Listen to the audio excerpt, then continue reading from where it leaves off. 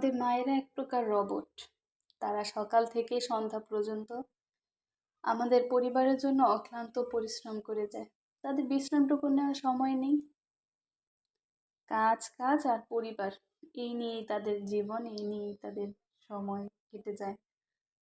বাবার অসুস্থতার পর মাকে কখনো দেখিনি। দিনের বেলা কখনো গা পেতে বিছানায় গা পেতে শুয়েছে, কখনো বিশ্রাম নিয়েছে। রাত যতটুকু সময় পায় ততটুকুই। তার মধ্যে মা আবার বলে সারা রাত ঘুম আসতে পারিনি চিন্তায়। আসলে যেই সংসারে পুরুষ মানুষ অসুস্থ থাকে, মহিলাদের উপর সব দায়িত্ব থাকে, তারাই বোঝে। আমি আম্মুকে বলি তোমার এত কিসের চিন্তা? আম্মু বলে আমার চিন্তা তোরা বুঝবি না। আসলে সত্যি আম্মুর চিন্তা আমরা হয়তো বুঝতেও পারবো না, তার মতো করে সংসারটাকে এইভাবে আগলিয়েও রাখতে পারবো না। এই তো আম্মু সকালে খিচুড়ি রান্না করেছে, খিচুড়ি রেডি করেছে, আমরা খিচুড়ি খাচ্ছিলাম। ওগুলো ধুতে নিয়ে এসেছি।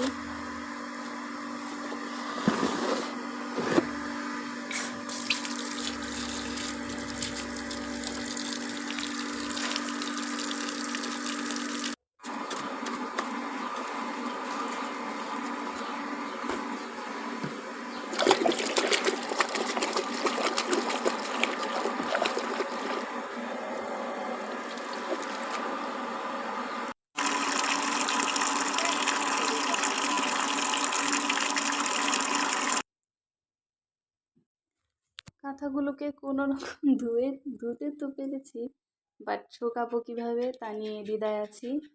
কারণ কিছুক্ষণ পর পরই বৃষ্টি নামছে ঝাঁকে ঝাঁকে, রোদে শুকানোর মতো কোনো জায়গা নেই।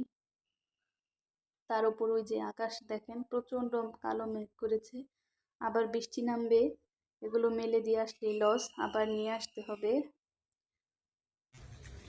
আমাদের সবজি বাগানে আমার মা প্রচুর পুঁই শাক, চাল কুমড়া শাক, শশা গাছ, মিষ্টি কুমড়া শাক লাগিয়েছে।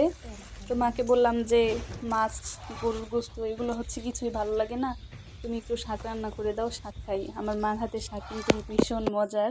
আমার মা শাক কেটে দিয়েছে, শাকগুলো তুলে এনে দিয়েছে। আমি হচ্ছে ওগুলোকে ধুয়ে নিচ্ছিলাম। আসলে বৃষ্টির দিন তো কাদাটা ছিটে ছিটে শাকের গায়ে লাগে, তো শাক প্রচণ্ড বালু বালু থাকে, এজন্য আগে ধুয়ে নিচ্ছিলাম। শাকগুলো কাটছিলাম আর মনে মনে ভাবছিলাম এই শাকগুলোর পেছনে আমার মা কত অক্লান্ত পরিশ্রম করেছে।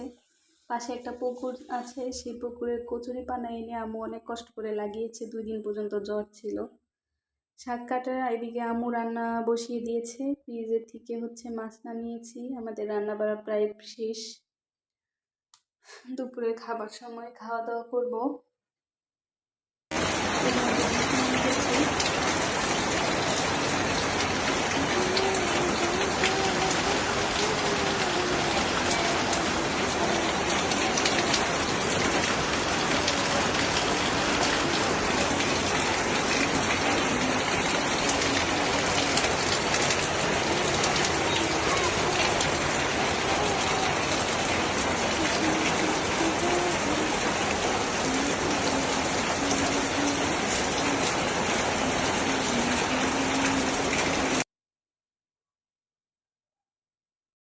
বাইরে বৃষ্টি হচ্ছে, বৃষ্টির জন্য তারা মামা ভাগ্নি দুজনের একজনও বাইরে যেতে পারে না, সারাদিন মোবাইল নিয়ে বসে থাকে।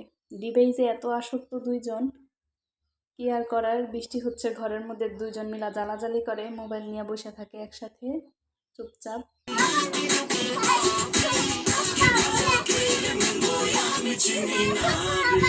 আমি না, তুমি র্যাক্সিনটা কেমন ঘুরাইছো কেন আম্মু? কি অবস্থা করেছো র্যাক্সিনটার? ঠিক করে রাখো, ঠিক আছে? নাচা শেষ হইলে। বোনের শ্বশুর বাড়ি থেকে আম পাঠিয়েছে হচ্ছে আমাদের। এগুলো হচ্ছে আমার বোনের ননদের জামাই হচ্ছে রাজশাহী থেকে পাঠিয়েছে আমাদের জন্য। এই আম, কাঁঠাল এগুলো হচ্ছে পাঠিয়েছে। আম্মু আবার সেগুলো নিয়ে এসেছে।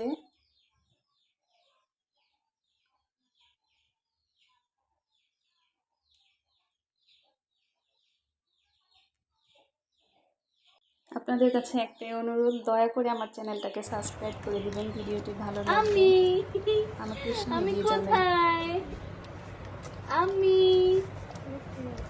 আমি কোথায়? এখন হলো আল্লাহ দিস না গলায় কে যাবো কাঁঠাল খবরদার। আরে না দিন। আমার ভিডিওতে যদি কোনো পার্ট আপনাদের অপছন্দ লাগে, ভালো না লাগে, দয়া করে ক্ষমা সুন্দর দৃষ্টিতে দেখবেন। আপনারা আমাকে সাহায্য করবেন, আপনারা আমাকে সাপোর্ট করবেন। আপনাদের সাপোর্টেই ইনশাল্লাহ আমি এগিয়ে যাব, আপনাদের ভালোবাসায় ইনশাল্লাহ আমি এগিয়ে যেতে পারবো। দয়া করে চ্যানেলটা সাবস্ক্রাইব